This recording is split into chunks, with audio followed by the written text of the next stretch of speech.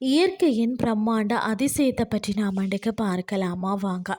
அமெரிக்காவின் பார்த்தீங்கன்னா அரிஜோனா மாநிலத்தில் இருக்கும் பிரம்மாண்டமான பள்ளத்தாக்கின் பெயர் தான் வந்து கிராண்ட் கேன்யன். அதாவது சுற்றுவட்டமாக 448 கிலோமீட்டர் நீளமும் 30 கிலோமீட்டர் அகலமும் ஏறக்குறைய பார்த்தீங்கன்னா 2 கிலோமீட்டர் ஆழமும் நிறைந்த இந்த பிரம்மாண்டமான பள்ளத்தாக்கு தான் வந்து கேன்யான். இந்த பகுதி பார்த்தீங்கன்னா 20 கோடி ஆண்டுகளுக்கு முந்தையது, அதாவது 4000 ஆண்டுகளாக மலைவாழ் பழங்குடியினர் வாழ்ந்து வரக்கூடிய இடம் என்றும் தொல்பொருள் ஆராய்ச்சியாளர்கள் சொல்றார்கள்.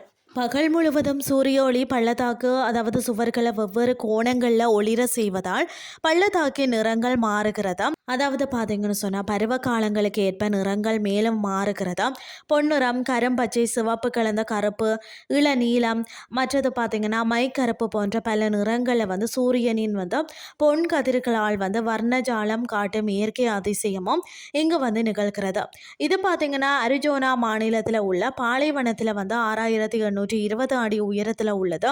மிதமான வெயில் அடிக்கும், அதாவது இளவேநீர் காலத்தில் இங்கு வந்து ஒரு நாளைக்கு 30,000க்கும் மேற்பட்டவர்கள் சுற்றுலா பயணிகளாக வாரார்களாம். இங்கே வந்து பார்த்தீங்கன்னா 1919ஆம் ஆண்டு நிறுவப்பட்ட கிராண்ட் கேன்யன் தேசிய பூங்கா பார்த்தீங்கன்னா அமெரிக்காவின் பழமையான தேசிய பூங்காக்களில் ஒன்றாகும். பிரமிக்க வைக்கும் கிராண்ட் கேன்யனின் வந்து சிறப்பு பார்த்தீங்கன்னா இது வந்து கொலராடோ நதியால் வந்து செதுக்கப்பட்ட 1 மைல் ஆழமான பள்ளத்தாக்கு என்பது தான். பள்ளத்தாக்கின் வடக்கு மற்றும் தெற்கு விளிம்பு, அதாவது ட்ரிம் இணைந்து அதிகாரப்பூர்வ கிராண்ட் கேன்யன் தேசிய பூங்கா என்று அழைக்கப்படுகிறது. இந்த தேசிய பூங்கா மிகவும் வந்து பெரியதா.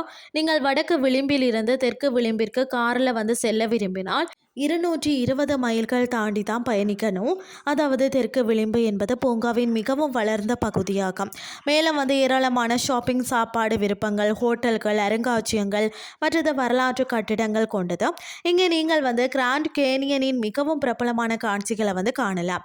மேலும் பார்த்தீங்கன்னா ஹெலிகாப்டர் சுற்றுப்பயணத்திலேயோ அல்லது பள்ளத்தாக்கின் விளிம்பை கண்டு, அதாவது கம்மர் தரை சுற்றுலாவில் ஆராய்வதற்கான வாய்ப்புகளையும் பெறலாம். மாறாக பார்த்தீங்கன்னா வடக்கு விளிம்பு ஒரு கரடுமுரடான மற்றது பெரும்பாலும் வந்து தொடப்படாத பகுதியாகும். இது வந்து திறமையான மலையேறவங்களுக்கும் முகாமிடுபவர்களுக்கும் ஏற்றது.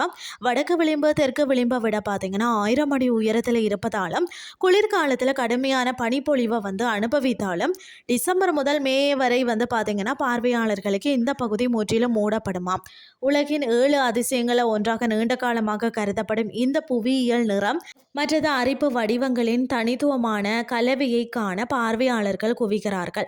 இங்கு ஒவ்வொரு இடங்களுக்கு காரில் போய் நின்று பார்த்து ரசிக்கலாம். 2 கிலோமீட்டர் ஆழமுள்ள பள்ளத்தாக்க வந்து இறங்கி அடிவாரம் வரை பார்த்தீங்கன்னா போய் பார்த்து ரசிக்கலாம். இந்த முழு பள்ளத்தாக்கையும் கண்டு ரசிக்க 2 நாட்கள் ஆகுமா. இன்னொரு சுவாரஸ்யமான விஷயம், இந்த கிராண்ட் கேனியன் பள்ளத்தாக்க விண்வெளியில் இருந்து கூட பார்க்க முடியும். விண்வெளி ஆய்வு மையத்தில் இருக்கும் விண்வெளி வீரர்கள் இந்த பள்ளத்தாக்கு பகுதியை ஒரு லேண்ட் மார்க் போல வந்து பயன்படுத்தி வரார்களாம்.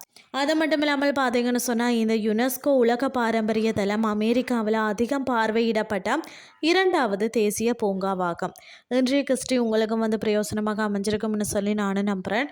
இதே மாதிரி மற்றொரு கிறிஸ்டியின் வாயிலாக உங்களை சந்திக்கிறேன். நன்றி.